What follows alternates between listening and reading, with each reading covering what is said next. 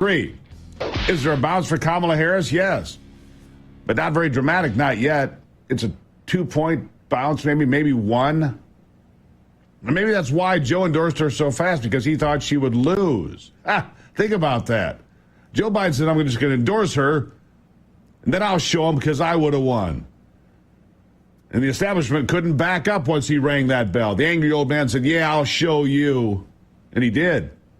But do not underestimate the most transactional politician of my lifetime, the most liberal member of the United States Senate. She will do anything, say anything, and be anything to win and to have power.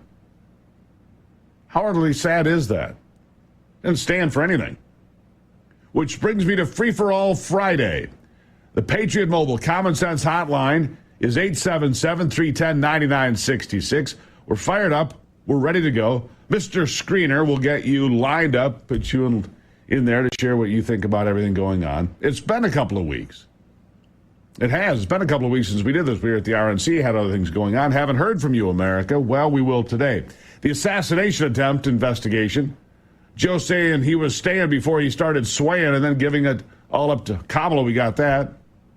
Again, the Patriot Mobile Common Sense Hotline, 877-310-9966. But first, this. The media and the Democrats trying to change history, like I said, saying Kamala Harris, never the borders are. But here's a guy who certainly thought she was. His name is Joe Biden. Listen. I've asked her, the VP, today, because she's the most qualified person to do it, to lead our efforts with Mexico and the Northern Triangle and the countries that help. We're going to need help in stemming the movement of so many folks, stemming the migration to our southern border. Wikipedia was struggling yesterday. First, they had Kamala as the border czar, as designated from 2021 to 2024. And then they had her not listed at all. Then they had her back as the border czar. Yeah, Wikipedia was having some trouble yesterday.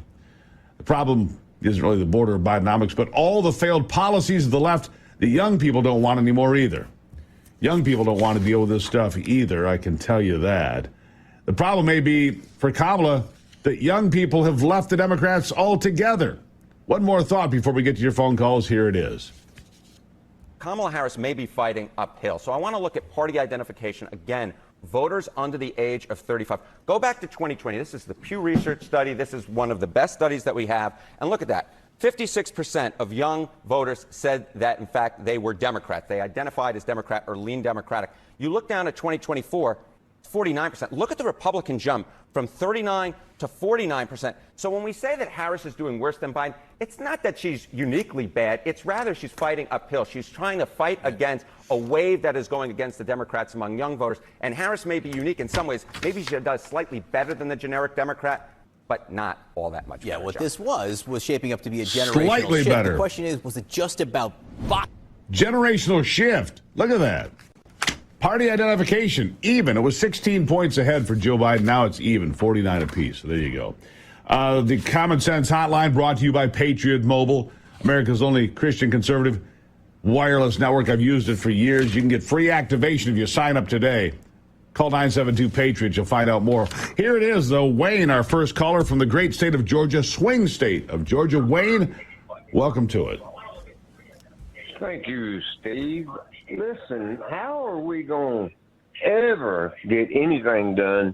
I mean, there's not one three-letter person, FBI, CIA, blah, blah, blah, that's not in the pocket of the Democrat Party. We got to get somebody to investigate that shooting. We're not going to lay down on this. No, the shooting is going to hang out there. Thank you, Wayne, for the phone call. And the three-letter agency is clearly part of the deeper, wider problem. You know, Christopher Wray suggested, well, maybe Donald Trump wasn't shot. Maybe he was hit by shrapnel. His doctor came out and said he was clearly shot, refuted all of that, but it just creates conversations that are nonsense. All right, let's go to Carlos in Florida. Carlos, what's on your mind today? Hey, Steve. Thank you for taking my phone call. When Biden talks, he says that this is the United States of America. There's nothing we can do. Well, this 294 days, and we still have 37 American hostages. How come nobody's talking about that? I don't understand. That killed Jimmy Carter.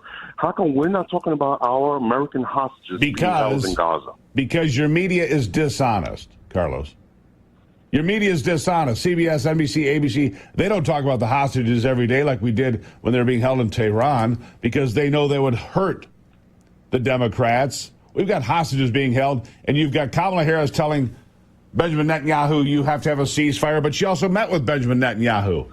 That doesn't help her with the Muslim or Arab voters. I don't know. What a disaster it is for Netanyahu and Israel and American relations with Israel. It's not great. Carlos, thank you. But you're not hearing about it because your media won't talk about it. Greg is in Indiana, not a swing state. Greg, how are you today? I'm fine. What's on your mind?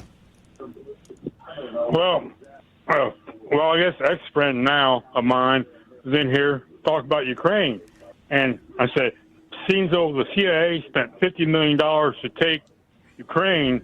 Think Russia's going to move out of Crimea? They had a Navy fleet there for hundreds of years. Yeah, Russia's not leaving. Look, we're going to spend $200. Thank you for the call, Greg. $200 million, $200 billion. They're not leaving Crimea. They're not leaving the Donbass. They're not leaving any of these places. It's money wasted while we allow our border to be open, while people can't afford groceries and so forth, while moms in Chicago are seeing the community center taken over by illegals that used to take care of their children after school. And now their schoolrooms are filled with kids that don't speak English, so their kids are getting shorted at school, after school, and on the streets. It's all true. We can get to one more here. Daryl from South Carolina. Daryl, how are you today? I'm doing well, Steve. How are you? I'm good. Go ahead. What's question, on your mind? A couple things for you. Yes, sir. Supposedly the shooter's parents were behavioral therapists. That's number one. Number two is this kid was in a BlackRock commercial. We all know who BlackRock is. How did he get selected? What's the deal with that? And if President Trump was taken out if he was taken out on a stretcher, we may have never seen him again. Thank you. Well, if he had been taken out on a stretcher, he wasn't, thankfully. You know, the BlackRock commercial, yeah, the kid was in the background of the BlackRock commercial. He didn't star in it. Wasn't exactly the star of the show. There he was. Look, this is why we need information, because all this stuff that floats around, we don't have answers about the assassination attempt. It creates conspiracy theories. Some might be right. Some can be complete bunk. The point is just get to the answers. Christopher Wray, complete disappointment this week. A complete disappointment, Christopher Wray. All right, the Patriot Mobile Common Sense Hotline, 877-310-9966, open for business. I'll be right back.